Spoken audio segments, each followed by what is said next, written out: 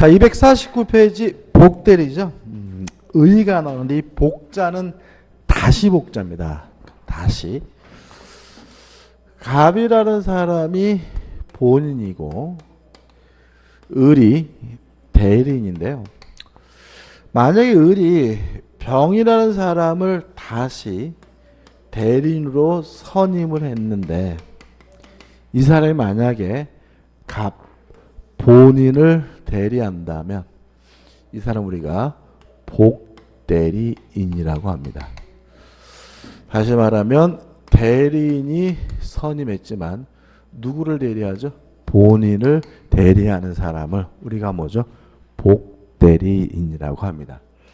다시라는 의미이기 때문에 얘가 한 번 더하면 복복대리인, 한 번 더하면 복복복대리인 이렇게 되는 거거든요. 그래서 일단 개념에서 주의하실 것은 누가 선임하는 거죠? 대리인이 선임한다. 두 번째 누구를 대리합니까? 본인을 대리한다. 이렇게 되는 거죠. 그래서 2번 법적 성질 해가지고 1번 복대리인도 대리인이므로 스스로 뭐하죠? 의사를 결정한다. 2번 복대는 누가 선임한 거죠? 대리인이 선임한 사람이다. 그 다음에 3번 복대리인 선임된다. 그래서 대리인의 대리권이 뭐 되진 않아요? 소멸되지는 않고요. 그 다음에 4번 항상 임의 대리인이다. 이게 무슨 말이냐면 요 대리인은 임의 대리인일 수도 있고 법정대리인일 수 있는데 요 복대리인은 누가 선임했든지 뭐죠? 임의 대리인이다. 왜냐하면 대리인이 선임했다라는 말은 뭐가 존재한다는 얘기죠? 수권행위가 존재한다는 얘기니까 누가 선임했든지 항상 뭐죠? 임의 대리인이고요. 2번 대리인의 복인권과 책임해가지고 넘겨보시면 내용이 나오는데 이 부분은 판례가 나와 있긴 한데 판례는 중요하지 않아요. 뭐가 중요하냐면 법조문이 중요합니다. 그래서 설명을 드리고 법조문을 읽어볼 거거든요. 자, 한번 생각을 해보죠. 요 대리인이요. 만약에 임의 대리인이라면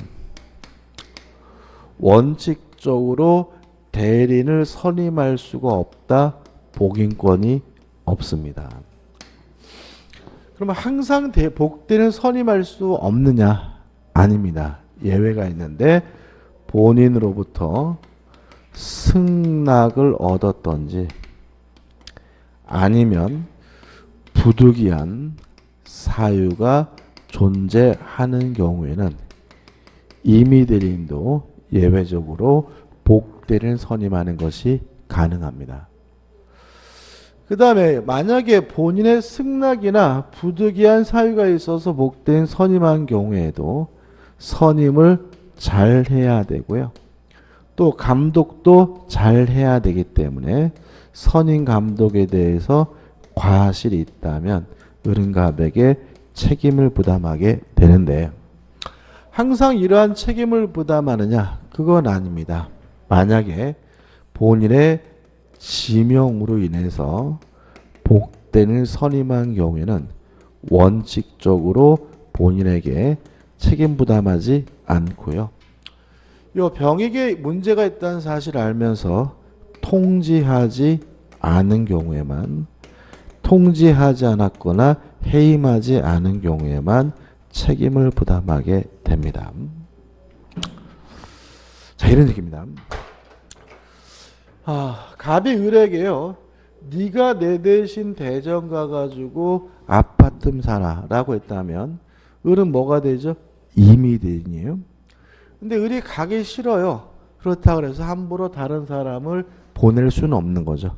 원칙적으로 복인권이 어떻게 해요? 없습니다.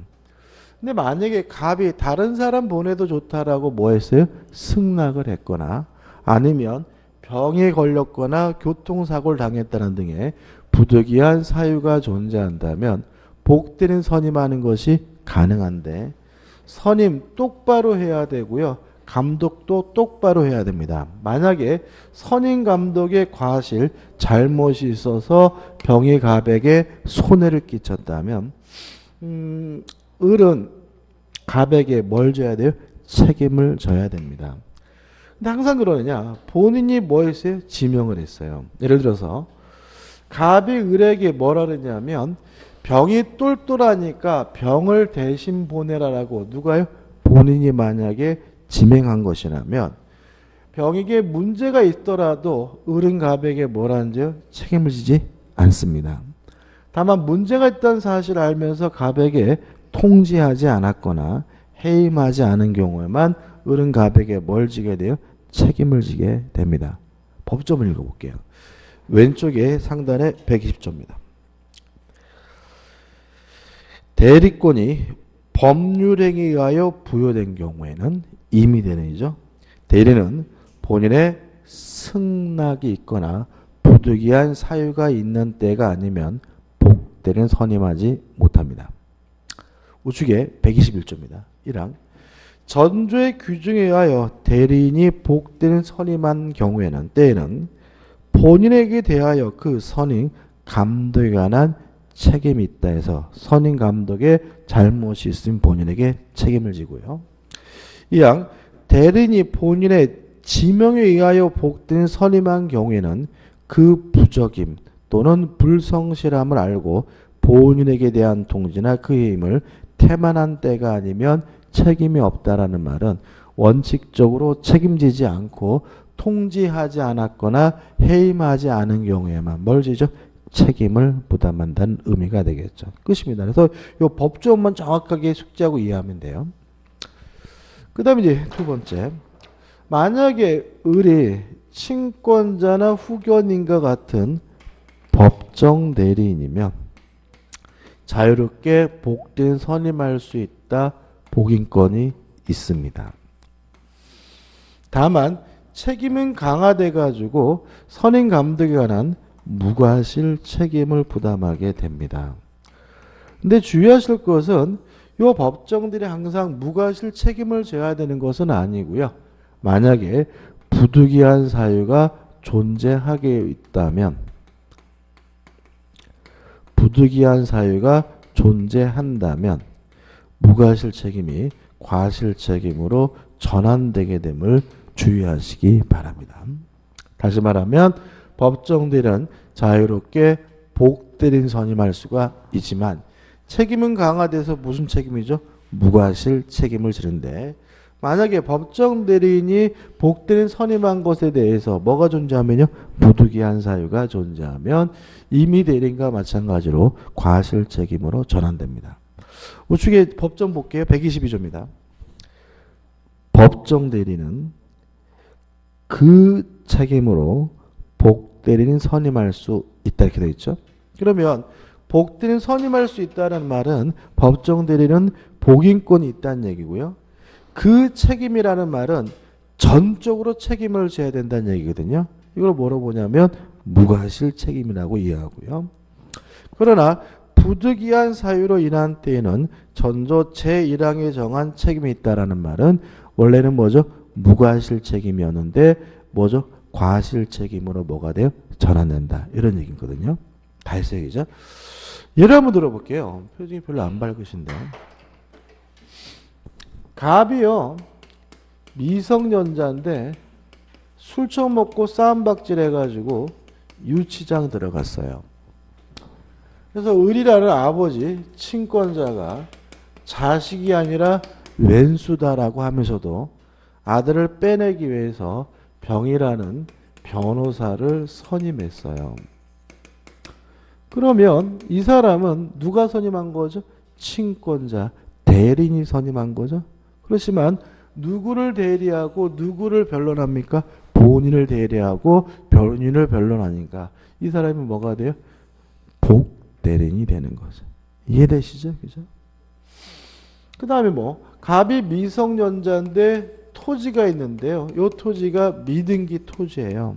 그래서 아버지가 아들 땅을 등기하기 위해서 법무사를 선임했다면 이 법무사 누가 선임했죠? 대리인이 선임했지만 누구를 대리합니까? 본인을 대리하니까 이 사람도 뭐가 돼요? 복대리인이 되는 거죠. 의외로 얘가 많겠죠. 그죠? 근데 제가 얘를 친권자를 들고 있는 이유는 왜 그런 거죠? 임의대리는 원칙적으로 복대리인을 뭐 할 수 없어요? 선임할 수 없고요. 복대리인을 자유롭게 선임할 수 있는 사람이 누구기 때문에? 법정 대리인이기 때문에 친권자를 예를 들고 있는 거고요. 자, 한번 생각해 보죠. 만약에 변호사가 잘못 변론해 가지고 갑에게 손해를 끼쳤어요. 그러면 을은 갑에게 책임을 져야 되겠죠. 이때 법정 대리인이니까 무과실 책임입니까? 아니면 부득이한 사유가 있는 경우니까 과실 책임입니까?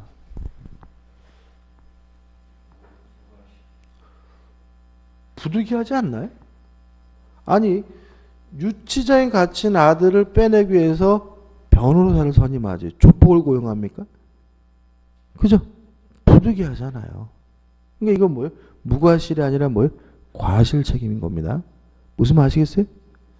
부득이하죠. 다른 방법 없잖아요. 별로 동의하지 않는 분이네. 아니, 변호사를 선임하지 무슨 조폭을 선임합니까? 뭐 다른 방법 없잖아요. 그러니까 이건 뭐 부득이한 경우이기 때문에 을은갑에게 친권자지만 법정대리이지만 무과실이 아니라 뭐죠? 과실 책임으로 전환된 사례죠. 이게 왜 말씀드리냐면 이런 경우까지 나오진 않지만 말이 뭐 그럴듯하게 만들어져야 되기 때문에 일반적으로는 무과실이 아니라 오히려 뭐죠? 과실 책임인 경우가 더 많을 수 있다는 거 좀 조심하시기 바랍니다. 끝입니다. 그 다음에 우측에 보시면 넘기셔가지고 252페이지 보시면 복대리인의 지위가 나오죠. 지위 해가지고 1번 복대리인과 대리인과의 관계. 일단 병의 대리권은 대리인으로부터 비롯됐으므로 대리인의 대리권보다 반드시 어떻게 해요? 작아야 한다. 동의하시죠? 왜요? 배보다 배꼽 그럴 수는 없으니까요. 또 복대리권은 대리인으로부터 비롯됐으므로 대리인의 대리권이 소멸하면 복대리권도 자동으로 뭐가 돼요? 소멸된다. 그죠? 그 다음에 대리인으로부터 뭐죠? 감독을 당하게 되고 2번 복대리인과 상대방과의 관계 3번 본인에 대한 관계에 나온 특별한 건 없죠. 대리인이 선임했다는 점에서는 특색이 있긴 하지만 어차피 이 사람은 누구를 대리하는 사람이죠? 본인을 대리하는 사람이니까 본인에 대한 관계나 제3자에 대한 관계나 똑같다라는 말이 나오고 그 다음에 4번 복대리인 복인권인데 복대리인은 항상 무슨 대리인이죠? 임의 대리인이다. 따라서 복복대리인을 선임하는 것이 가능하긴 하지만 본인의 승낙이 있거나 부득이한 사유가 있어야 복복대리인 선임할 수가 있고요. 마지막으로 복대리권의 소멸은 특별한 건 없고요. 한 가지만 잊지 마세요. 대리인의 대리권이 소멸한다면 복대리권도 자동으로 뭐가 돼요? 소멸된다. 그죠? 연습 한번 해볼까요? 자, 미성년자가 토지를 가지고 있어서 친권자가 법무사를 선임했어요. 이 사람 뭐죠? 복대리인인 거잖아요. 열심히 서류를 준비하고 있는 과정에서 가슴 아프게도 친권자가 교통사고로 뭐 했어요? 사망을 했어요. 연락을 받고 장례식장 가가지고 2번 반 절하고 5만 원 부주를 하고 와서 그래도 일은 열심히 해가지고 서류를 완성해서 등기소에 가서 등기관에다 등기를 신청했네요. 이랬을 때 이 등기 신청 행위에 대해 등기관은 등기를 받아줘야 됩니까? 받아주면 안 됩니까?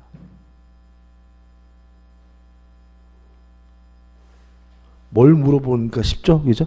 다시 한번. 지금 을이 뭐죠? 돌아가시고 나서 법무사가 등기 신청을 했어요. 등기관 등기 받아줘야 돼요? 받으면 안 돼요? 받으면 안 된다. 왜냐하면 대리인의 대리권이 소멸하면 복대리권도 자동으로 뭐가 돼요? 소멸되죠.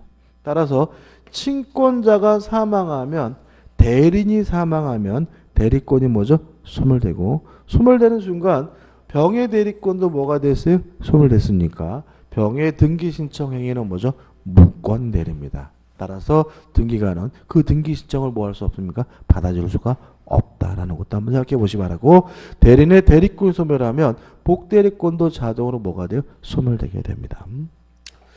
그 다음에 우측에 이제 중요한 게 나오고 있죠. 무권 대리가 나오고 있습니다.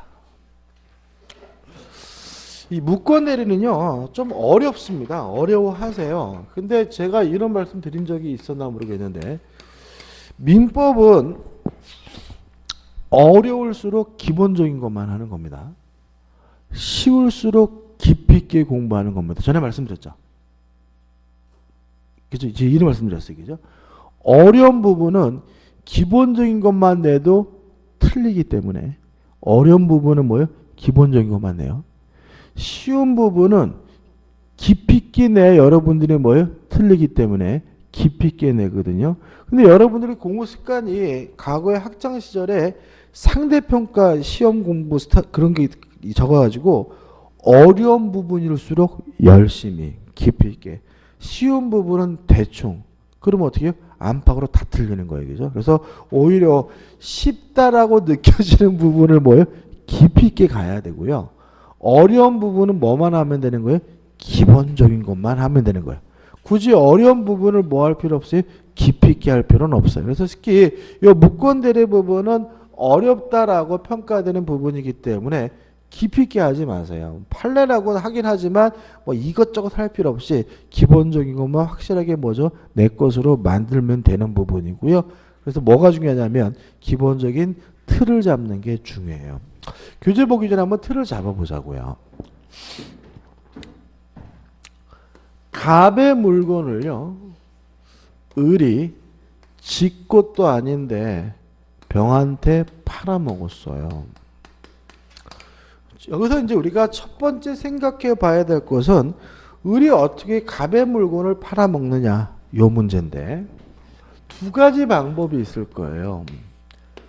자신의 소유라고 하면서 팔아먹을 수가 있고요. 아니면 값게 맞지만 내가 대리인이야, 대리인이라고 현명을 하면서 팔아먹을 수가 있겠죠. 다른 방법이 있을까요? 솔직히 없습니다. 병에 가가지고 우리 병한테 이거 제 건데요, 사세요 이러든지, 아니면 값게 맞는데 제가 대리인이에요 라고 하든지, 두 가지 방법밖에 없는 거죠. 근데 만약에 지 거라고 해서 팔아먹었다면 요거는 그냥 남의 물건을 팔아먹은 거예요. 타인 소유물의 매매가 돼요. 그래서 이게 만약에 갑의 물건이 부동산이면 채권법인 담보책임에서 공부하게 되는 거고요.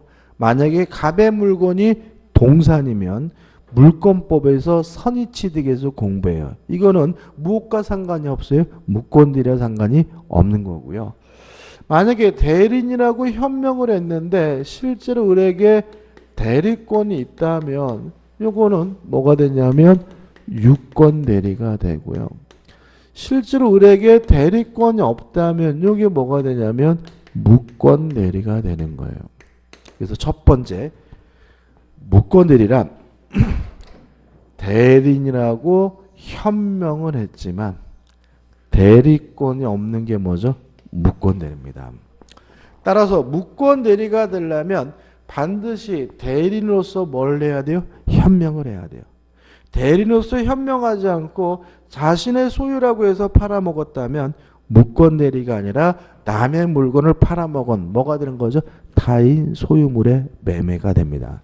교재 개념 한번 읽어볼게요. 우측에 서술 보시면 이렇게 되어 있습니다. 무권 대리라 함은 대리권이 없이 행한 대리행위, 즉 대리행위에 다른 요건은 모두 갖추고 있으나, 이게 무슨 말이냐면 대리인으로서 뭐는 했어요? 현명은 했으나 대리권만이 없는 행위를 우리가 뭐죠? 무권 대리라고 한다. 따라서 현명 안 했다면 무권 대리가 아니라 뭐죠? 타인 소유물의 매매가 된다. 꼭 기억해 두시고요. 여기서 또 지문을 아주 많이 만들어내요. 그다음 다시 와서 무권 대리가요, 두 가지가 있습니다. 첫째, 협의의 좁은 의미의 무권 대리가 있고요. 두 번째, 표현 대리가 있어요. 일단 둘 다 무권대리예요. 그래서 둘 다 무권대리가 있으니까 둘 다 뭐가 필요하죠? 현명이 있어야 되고요. 둘 다 무권대리인데 뭐가 다르냐면 누가 책임을 지는지만 다릅니다. 자, 을에게 대리권이 없기 때문에 무권 대리인 자신이 책임을 부담하게 되는 경우를 협의의 무권대리라고 하고요. 을에게 대리권이 없는데도 불구하고 본인이 특별히 책임을 부담하게 되는 예외적 무권대리를 우리가 뭐라 그러냐면 표현대리라고 합니다. 물론 뭐가 원칙이냐면 협의의 무권대리가 원칙이에요. 일단 여기서 기억할 것은 누가 책임을 지는지가 다른 거다. 을에게 대리권이 없기 때문에 무권대리인 자신이 책임을 부담하게 되는 경우는 우리가 뭐죠? 협의의 무권대리. 을에게 대리권이 없는데도 불구하고 갑이 책임을 부담해야 되는 예외적 무권대리가 뭐죠? 표현대리. 이렇게 되는 거겠죠. 그러면 이제 우리 교재에 뭐부터 나오죠? 표현대리부터 나옵니다. 자, 서설해가지고 복잡하게 나와 있지만 무권대리지만 누가요? 본인이 책임지는 무권대리다. 성립요건 나와 있고 좀 이따 볼 거고 2번 법적 성질 해가지고 넘겨보시면 복잡하게 나와 있지만 표현대리도 뭐의 일종입니까? 무권대리 일종이다. 다시 말하면 무권대리인데도 불구하고 특별히 누가요? 본인이 책임을 부담하는 무권대리가 뭐가 되는 거죠? 표현대리가 되는 거죠. 자, 그럼 또 다시 한번 보자고요. 그러면 본인이 책임질 만한 뭐가 필요해요? 특별한 사유가 필요해요.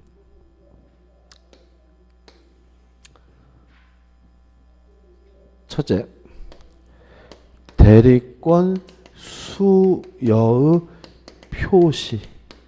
대리권 수여의 표시에 의한 표현들입니다. 이게 무슨 말이냐면 갑이 을에게 대리권을 주지도 않았어요. 주지도 않고 갑이 병에게 을이 대리냐라고 뭘 했어요? 표시를 했다면 서로 을에게 뭐가 없더라도요? 대리권이 없더라도 누가 책임을 져야 돼요? 본인이. 이게 뭐죠? 대리권 수여의 표시에 의한 표현들이라고 하고요. 두 번째, 권한을 넘은 표현들입니다. 예를 들어서 갑이 을에게 저당권을 설정할 수 있는 대리권을 줬거든요. 근데 을이 그 설을 이용해 가지고 병에게 뭐 했어요? 팔아먹었어요. 그러면 을이 원래 가지고 있던 대리권은 뭐죠?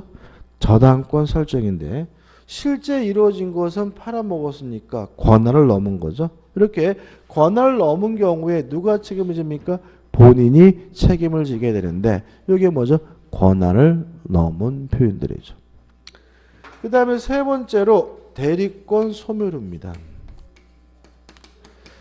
자, 을에게 대리권이 원래 있었는데 있던 대리권이 소멸된 경우에도 누가요? 본인이 책임을 지게 되는데 이게 뭐죠? 대리권 소멸 후의 표현들입니다. 다시 한번 해볼게요. 자, 대리인이라고 현명을 하고 대리권이 없는 게 뭐죠? 무권대리인데 누가 책임을 져야 돼요? 무권대리. 다만 본인이 특별히 예외적으로 책임을 지는 경우가 뭐죠? 표현대리다. 뭐가 있느냐? 주지도 않고 줬다고 표시를 했다면 누가요? 본인이 책임을 지는데 이게 뭐죠? 대리권 수여의 표시에 의한 표현들이고 가지고 있는 권한을 넘으면 누가요? 본인이 책임을 지는데 권한을 넘은 표현들이고 있던 대리권이 소멸됐다면 누가요? 본인이 책임을 지는데 이게 뭐죠? 대리권 소멸의 표현들입니다. 자, 교재 뭐부터 나옵니까? 대리권 수요의 표시에 의한 표현들부터 나옵니다. 교재 보시면은 좌측에 법조문에 나와 있죠? 125조입니다. 제가 한번 읽어볼게요. 제3자의 대화. 여기서 제3자는 누굽니까? 병입니다. 타인에게 을입니다. 대리권을 수유함을 표시한 자는 그 대리권 범위 내에서 행한 그 타인과 그 제3자 간의 법률 행위에 대하여 책임이 있다. 그러나 제3자가 대리권 없으면 알았거나 알 수 있었을 때는 그러하지 아니하니까 제3자 상대방은 뭐 해야 됩니까? 선이고 무고하셔야 되는 거죠. 의 설명드렸고 요건 1번 수권 사실의 통지죠. 대리권 수요의 표시입니다. 교재에 나와 있는 것은 의사 표시가 아니라 뭐죠? 관념의 통지다. 이런 말이 나오고 우측에 보시면 2번 표시된 대리권 범위 내에서 행위를 해야 돼요. 만약에 표시된 것을 넘으면 뭐로 바뀌냐면 권한을 넘은 표현들로 바뀌게 되고요. 3번 대리 상대방은 통지를 받은 상대방과 대리 행위를 해야 되고요. 4번 상대방은 뭐 해야 돼요? 선이고 무고하시려야 되거든요. 간단히 넘어왔죠, 그죠? 그 다음에 위에 뭐죠? 판례가 나와요. 자, 그럼 여기서 이제 우리가 알아야 될 건 이겁니다. 첫째 판례입니다. 수요의 표시는 의사 표시가 아니라 관념의 통지인데 방식에는 제한이 없습니다. 말로 하든 문서로 하든 상관이 없는데 문제는 뭐냐면 대리인이라는 명칭을 꼭 사용해야 되느냐. 요거에 대해서 우리 판례는 대리인이라는 명칭을 꼭 사용할 필요는 없다. 대리권의 존재를 추정할 수 있는 명칭이나 명칭 등을 사용하는 것만으로도 대리권 수요의 표시입니다. 이게 판례 입장이에요.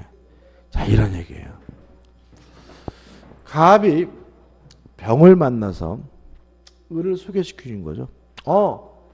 을이 내 대리인이야 라고 했다면 이게 뭐죠? 대리권 수요의 표시인데 문제는 대리란 말을 함부로 안 써요. 보통 일반적으로 어떤 말을 쓰냐면 을이 우리 회사 영업부장이야. 이런 말을 쓰는 경우가 더 많다는 거죠. 을이 우리 회사 상무야. 이런 말을 쓰는 경우가 더 많다는 거예요. 다시 말하면 꼭 대리인이라는 명칭을 꼭 써야 되는 것은 아니고 영업부장이다, 상무다 같은 대리권의 존재를 추정할 수 있는 무엇을요? 명칭을 쓰는 것만으로도 대리권 뭐가 돼요? 수요의 표시가 된다는 얘기고요. 그 다음에 요건은 상대방은 뭐 해야 돼요? 선이고 무고하셔야 된다는 말 나와 있고 그 다음에 효과는 누가 책임집니까? 본인이 전적으로 뭐 하게 돼요? 책임을 지게 되고요. 적용본입니다. 요거는 임의 대리에만 적용됩니다. 법정 대리에는 적용될 수가 없습니다. 왜냐하면 대리권 수요의 표시라는 말은 수권 행위를 하지도 않고 했다고 표시해야 뭐가 돼요? 대리권 수요의 표시니까 뭐에만요? 임의 대리에만 적용되고 뭐에는요? 법정 대리에는 적용되지 않는 거예요. 그러면 이런 건 어떨까요? 갑이 미성년자인데 을에게 자전거를 팔려고 했어요. 그랬더니 병에게 자전거를 팔려고 했어요. 그랬더니 병이 고필이기 때문에 안 산다라고 한단 말이죠. 그죠? 그래서 갑이 다음날 을이란 사람을 데려와가지고 안녕하세요. 우리 아빠거든요. 우리 아빠니까 우리 아빠한테 사세해가지고 병이 을이 친권자인 줄 알고 매매 계약을 했는데 나중에 보니까 을이 친권자가 아니었어요. 이랬을 때 대리권 수요의 표시에 의한 표현들이 성립될 수 있을까요? 없다. 왜요? 임의 대리에만 적용되고 뭐에는 적용되지 않아요? 법정 대리에는 적용되지 않으니까. 을이 내 대리인입니다라고 표시했기 때문에 본인이 책임을 져야 되는 것은 뭐에 하나입니까? 임의 대리에 하나입니다. 법정 대리의 경우에는 적용되지 않는다는 거 잊지 마시기 바랍니다. 끝이죠? 그 다음에 256페이지 오시면 이제 뭐가 나오냐면 권한을 넘은 표현들이 나오고 의의는 간단합니다. 있던 권한을 넘었고요. 상대방이 대리권이 있다고 믿을 만한 정당한 이유가 있다면 본인이 책임을 지게 되는데 이게 뭐죠? 권한을 넘는 표현들이고 2번 요건해 가지고 기본 대리권이 존재해야 됩니다. 자, 이런 얘기겠죠. 권한을 넘은 표현들이 되려면 권한 뭐가 있어야 됩니까? 기본 대리권이 있어야 된다. 왜요? 아무런 대리권이 없다면 그 사람의 권한을 뭐 할 수 없어요? 넘는다는 건 논리적으로 문제되지 않으니까요.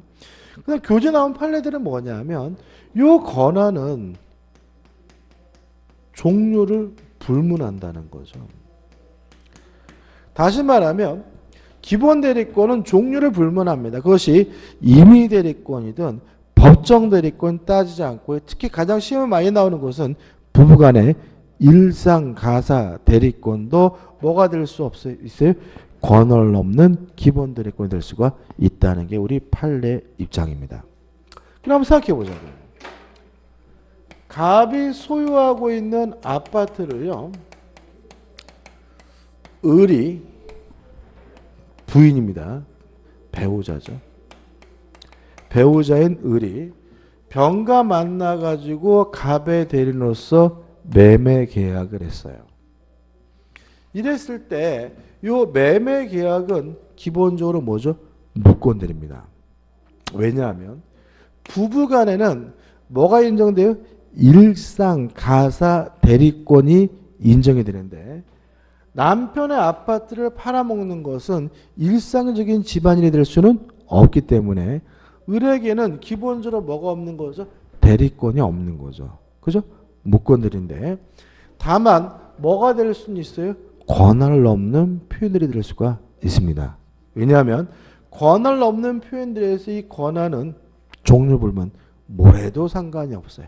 다시 말하면 부부간의 일상가사 대리권도 뭐가 될 수 있어요? 기본 대리권이 될 수가 있습니다. 따라서 일단은 뭐죠? 무권 대리지만 뭐가 될 가능성이 있습니까? 권한을 넘는 표현들이 될 수가 있습니다. 그 다음에 두 번째 요건은 우측에 보시면은 2번 대리인이 그 권한받기 행위를 하였어야 한다 해서 판례가 나오는데 이거 너무 행위죠. 이것도 결론은 뭐예요? 종류불문이죠. 따라서 원래 가지고 있던 행위와 대리권과 실제 이루어진 행위가 비슷하거나 유사할 필요는 없다. 전혀 이질적 행위에도 뭐예요? 상관이 없다는 것이 우리 판례 입장임을 주의하시기 바라고요. 그 다음 3번 상대방에게는 대리권이 있다고 믿은 것에 대해서 뭐가 필요하냐면 정당한 이유가 필요합니다.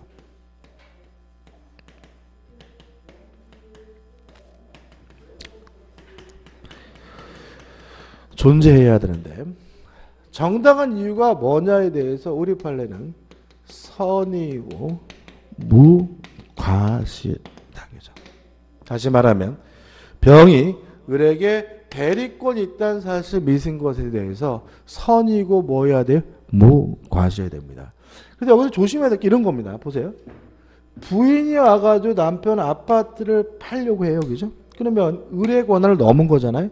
근데 이것이 권한을 넘는 표현들이 되려면 병은 뭐 해야 돼요? 선이고 무과실해야 돼요. 무과실. 따라서 병은 물어봐야 되는 거죠. 을에게. 아니 왜 남편이 안 오시고 부인이 오셨어요? 그랬더니 이 부인이 그 인간 어저께 술 처먹고 자빠져 자고 있어. 이런 식으로 하면은 믿을 수가 없잖아요. 최소한 남편한테 뭐예요? 전화라도 해가지고 이 아파트 파는 거 맞습니까? 라고 뭘 해야 돼요? 확인을 해야 돼요. 근데 만약에 부인 말만 믿고 뭘 안 했어요? 확인 안 했다면 뭐가 아닐 수가 있어요? 무과실이 아닐 수가 있는 거죠. 다시 말하면 상대방에게 정당한 이유가 있고 그 정당한 이유는 뭐죠? 선의 무과실을 말하고요. 또 하나 주의하실 것은 언제 선의고 무과실해야 되느냐? 대리 행위시를 기준으로 합니다. 따라서 매매 계약할 때 선의 무과시였다면 표현들이가 성립됩니다. 나중에 을에게 대리권이 없다는 사실을 알게 됐더라도 표현들은 뭐가 돼요? 성립돼요. 언제 선이고 무과실이 됩니까? 대리 행위시의 선이고 무과실이면 됩니다. 끝입니다. 그 다음에 효과 본인이 책임을 지고요. 적용 범위는 임의대리, 법정대리 모두 다 적용되게 되고요. 그 다음에 맨 밑에 줄하고 넘겨보시면 복잡하게 나와 있는 거 판례 나왔는데 판례 보지 마세요. 그죠? 이 부분은 기본적이만 합니다.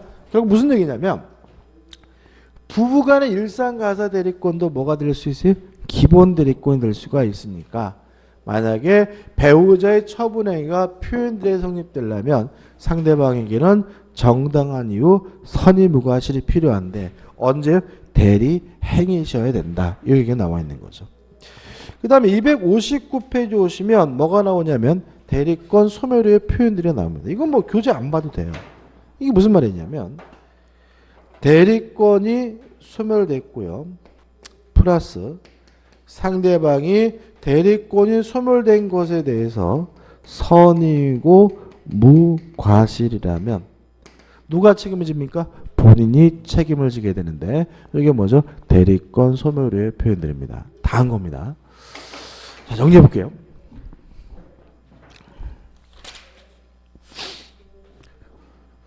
대리인이라고 현명을 했지만 대리권이 없는 게 뭐죠? 무권대리고 만약에 무권대리인데도 본인이 책임을 진다면 이게 뭐가 돼요? 표현대리다.